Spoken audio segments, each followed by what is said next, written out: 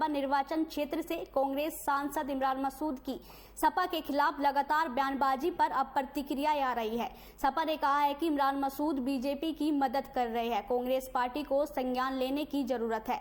वहीं मऊ स्थित घोसी लोकसभा निर्वाचन क्षेत्र से सपा सांसद राजीव राय ने भी इस पर बड़ा बयान दिया है। सुनिए। का अनर्गल बोलना, इंडिया गठबंधन और भाजपा के खिलाफ लड़ाई लड़ने वालों को कमजोर करना है। ठीक है, मेरा उनका बी टीम और का कोई मतलब नहीं है। इंडिया गठबंधन मिलकर चुनाव लड़ा, भाजपा को हराया। इंडिया गठबंधन मिलकर चुनाव लड़ेगा उत्तर प्रदेश में आने वाले विधानसभा में। ये निर्णय कांग्रेस के शीर्ष नेता और हमारे राष्ट्रीय अध्यक्ष जी करेंगे।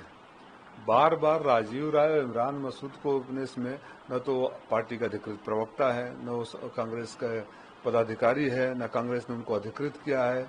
उत्तर प्रदेश में प्रदेश अध्यक्ष हैं, दिल्ली में राष्ट्रीय अध्यक्ष हैं, महासचिव हैं, वो लोग कुछ नहीं बोल रहे हैं। तो बार बार ये भाषा वो क्यों बोल रहे हैं जिससे भाजपा को फायदा हो, जो भाजपा चाहती है वही हो। भाजपा ये तो यही चाहेगी ना लोकसभा चुनाव में हारने के बाद कि कैसे भी गठबंधन टूट जाए, हम विधानसभा चुनाव जीत जाएं। और लोगों को इंतजार है कि कब वो दिन आए जब फिर इसी गठबंधन को वोट देकर भाजपा को हराएं। तो कोई ऐसी भाषा बोलना जिसके लिए वो अधिकृत नहीं है, या तो कांग्रेस हाईकमान प्रेस रिलीज जारी करे कि उत्तर प्रदेश के यही प्रभारी है, ये जो फैसला लेंगे। नहीं लें तो कम से कम खामोश रहे, अपने नेताओं को बात करने दें।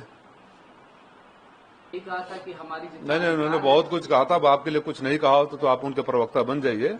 और मीडिया में है, बहुत कुछ कहा था उन्होंने। जिस शब्दों का प्रयोग किया था नहीं करना चाहिए था। समाजवादी पार्टी के समर्थन से भी से ही वो सांसद बने हैं।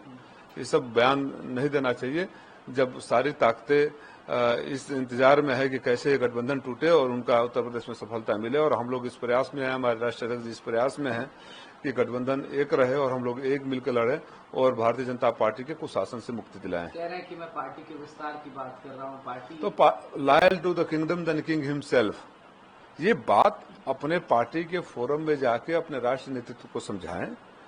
राष्ट्रीय नेतृत्व उस पर कोई आधिकारिक बयान जारी करे या हमारे नेताओं से बात करें। ये मीडिया में बोलने की बात होती है। ये सब बातें मीडिया में विस्तार होगा कि मेरे अंदर कोई विचार होगा तो मैं अपने राष्ट्रीय अध्यक्ष जी को बताऊंगा। अगर उससे सहमत होंगे तो आगे किसी से बात करेंगे, या तो कांग्रेस उनको अधिकृत की हो। बार बार इस तरह का बयान देना इंडिया गठबंधन को कमजोर कर सकता है। मैं फिर उनसे अनुरोध करता हूं कि अगर आप सही में ईमानदार हैं कि भारतीय जनता पार्टी को हराना है तो इस तरह की मीडिया में बयानबाजी बंद करिए। महाकुंभ रिपोर्ट में दावा किया गया है कि 80 से ज्यादा मौतें 87 है जो प्रूफ सबूत जिसके मिले हैं, और बहुत सारे ऐसे जिसके सबूत नहीं मिले हैं। मैं उम्मीद करता हूं भारतीय मीडिया से कि इस पर भी चर्चा जरूर कराएं कि योगी सरकार ने ऐसा महापाप क्यों किया। राहुल जी कह रहे हैं कि कोविड में भी लिया, महाकुंभ में भी मौतों का आंकड़ा छिपा लिया। सही कह रहे हैं। ये सरकार सच बताने से, सच दिखाने से डरती है। खरगे साहब ने हमला बोला है। उन्होंने कहा कि 11 साल मोदी सरकार ने पूरे कर लिए, लेकिन मोदी जी ने 33 गलतियां की हैं। मैंने आज तक ऐसा प्रधानमंत्री नहीं देखा जिन्होंने इतना झूठ बोला। अब गलतियों की तो कोई संख्या ही नहीं है कि गलतियां गिनाने लगे तो समय कम पड़ जाएगा। गलतियां तो ऐसी है कि उनके 14 से पहले के बयानों को आप लोग अपने आर्काइव से, अपने लाइब्रेरी से निकाल कर सुन लीजिए और खुद ही दिल पर हाथ रखकर देख लीजिए कि क्या वो जो बात कहते थे सही हुआ है। 12 बजे रात को जीएसटी को सेलिब्रेट करने के लिए, जिस जीएसटी का विपक्ष में रहते उन्होंने लगातार विरोध किया, सदन खोला जा सकता है, लेकिन गंभीर मुद्दों के लिए सदन नहीं है, समय नहीं है। कितनी गलतियां गिनाओगे आप। केरल गांधी वाड्रा को समन जारी किया है।